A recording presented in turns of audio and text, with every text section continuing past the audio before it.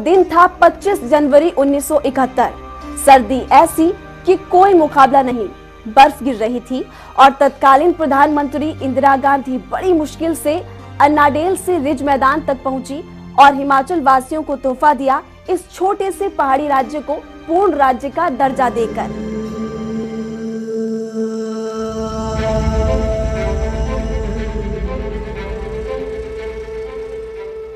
15 अगस्त 1947 देश की आजादी के पूरे 8 महीने बाद 15 अप्रैल 1948 को 30 छोटी बड़ी पहाड़ी रियासतों के विलय के परिणाम स्वरूप चीफ कमिश्नर प्रोविंस के रूप में अस्तित्व में आया।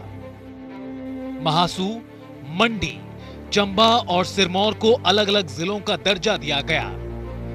उस समय हिमाचल प्रदेश का क्षेत्रफल 10,451 वर्ग मील और जनसंख्या 9,83,367 थी।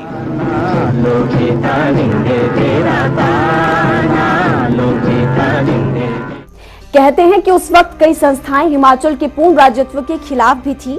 बावजूद इसके लंबे संघर्ष के बाद हिमाचल को पूर्ण राज्य का दर्जा मिला।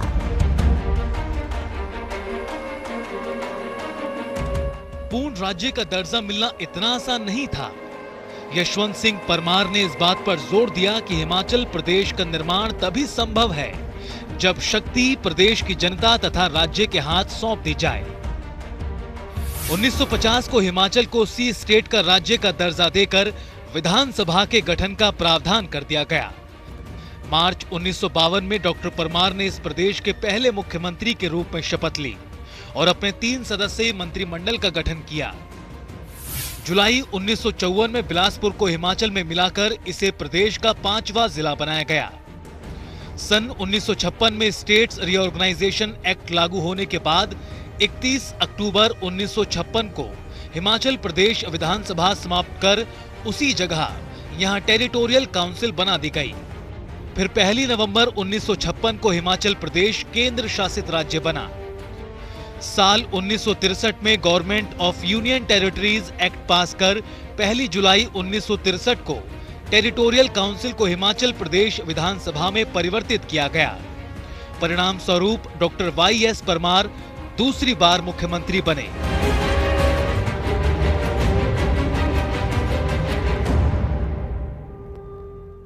लेकिन इन सबके बाद भी हिमाचल को पूर्ण राज्य का दर्जा मिलने में अभी समय था। पहाड़ों की भोली भाली, कम साक्षर और भौगोलिक परिस्थितियों से जूझ रही जनता को विकास के सपने न सिर्फ परमार ने दिखाए बल्कि उनको पूरा ताना बाना बुनकर भविष्य की राह पर अग्रसर भी किया। इसके बाद सन 1966 में पंजाब स्टेट पुनर्गठन एक्ट पास किया गया और कांगड़ा, ऊना, हमीरपुर, कुल्लू, लाहौल स्पीति, शिमला, नालागढ़, कंडाघाट, डलहौजी आदि क्षेत्र हिमाचल में शामिल किए गए। इससे हिमाचल का क्षेत्रफल 55,673 वर्ग किलोमीटर हो गया। एक और किस्सा आपको सुनाते हैं। ये बात शायद बहुत कम लोग जानते हैं कि हिमाचल को पूर्ण राज्य का दर्जा दिलाने में एक व्यक्ति की अहम भूमिका है।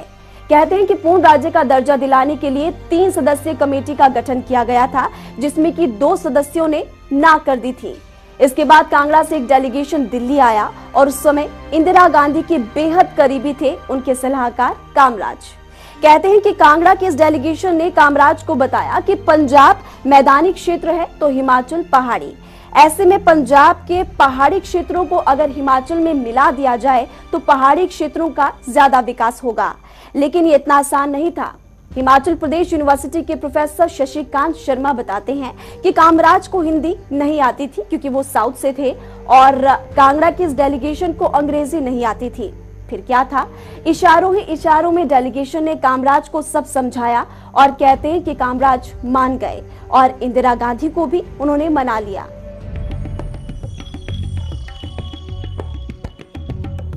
इसके बाद दिसंबर 1970 में संसद ने state of Himachal Pradesh act 1970 पास किया और आखिरकार 25 जनवरी 1971 को मेहनत रंग लाई और तत्कालीन प्रधानमंत्री इंदिरा गांधी ने स्वयं शिमला आकर यहाँ के ऐतिहासिक रिज मैदान में एकत्रित हजारों हिमाचल वासियों के बीच हिमाचल को पूर्ण राज्य प्रदान करने की घोषणा की।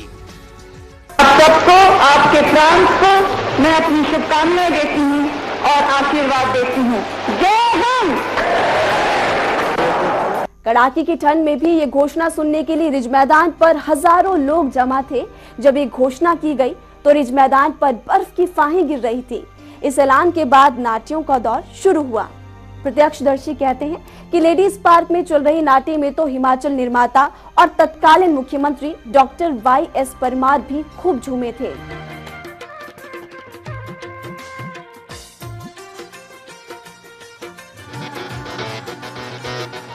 इसके बाद प्रदेश का विकास असल मायने में शुरू हुआ। अपनी सभी अक्षमताओं के साथ राज्य के समग्र विकास में परमार ने खूब मेहनत की और बाद में जितनी भी सरकारें आईं, प्रदेश में विकास बढ़ता चला गया। आज प्रदेश में सड़कें हैं, स्वास्थ्य के क्षेत्र में हिमाचल बेहतर कर रहा है। बागवानी का क्षेत्र हो या पर्यटन का क्षेत्र, हमारा हिमाचल विकास की इबारत लिखता जा रहा है।